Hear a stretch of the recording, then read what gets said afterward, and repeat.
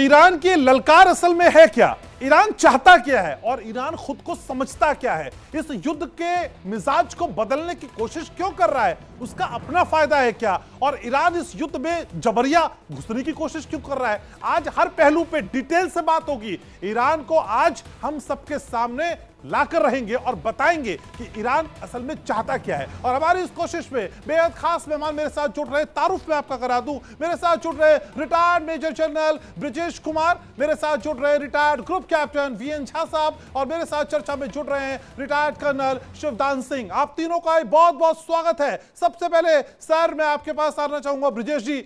Sir असल में Israel की चुनौतियों को समझने की अगर मैं कोशिश करूं आपसे, तो ये चुनौतियां कितनी बढ़ती हुई दिखाई देती हैं सर? क्योंकि एक तरफ हमास दिखाई देता है, दूसरी तरफ अब ईरान अपनी बात करने लगा है, हिजबुल्लाह अलग तरीके से थमका रहा है, इजराइल तो घिरता हुआ दिखाई दे रहा है, और वैश्विक मानचित्र पे इसी इजराइल को लगातार घेरने की कोशिश कर रहे हैं और सारी जिम्मेदारियां इसी पे थोपी जा रही हैं। सर कैसे पार पाएगा इन तमाम चुनौतियों से इजराइल?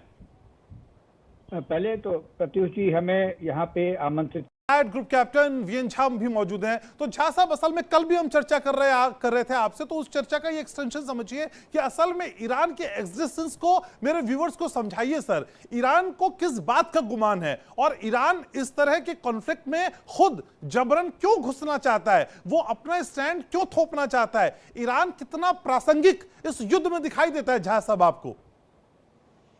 देखिए, ईरान का जो सबसे बड़ा इंटरेस्ट है वो है उसका आर्म्स विंग, जिहादी विंग, हमास और हिजबुल्लाह।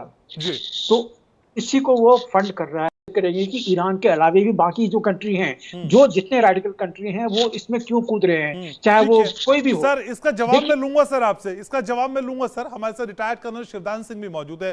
शिवदान सर, असल में न्यूक्लियर पावर की तरफ बढ़ता हुआ ईरान है, पिछले हफ्ते की रिपोर्ट में पढ़ रहा था, तो क्या न्यूक्लियर पावर की तरफ बढ़ते हुए ईरान को इस बात का खतरा है इजराइल से? क्योंकि वो जानता है कि सीरिया और इराक जैसे देशों को भी वो अपना निशाना बना चुका है और उनके इस सपने को नेस्ता नाबूद कर चुका है, और यही सपना उसका पूरा नहीं हो पाएगा जब तक इजराइल एग्जिस्ट करेगा। तो क्या सर ये चिंता भी एक बड़ी वजह है ईरान की इस तरह की दखलंदाजी को लेकर?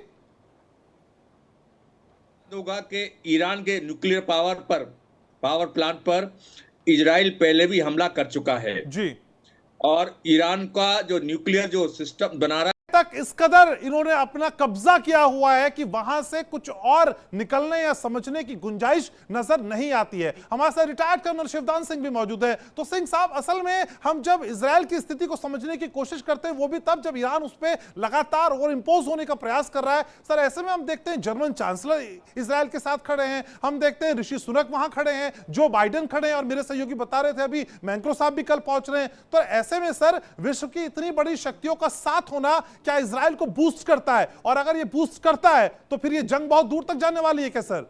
शिवदान सर देखिए, एक प्रकार से ये एक तीसरा विश्व युद्ध शुरू हो चुका है। ये विश्व युद्ध एक तरह से दो भागों में बंट चुका है जी।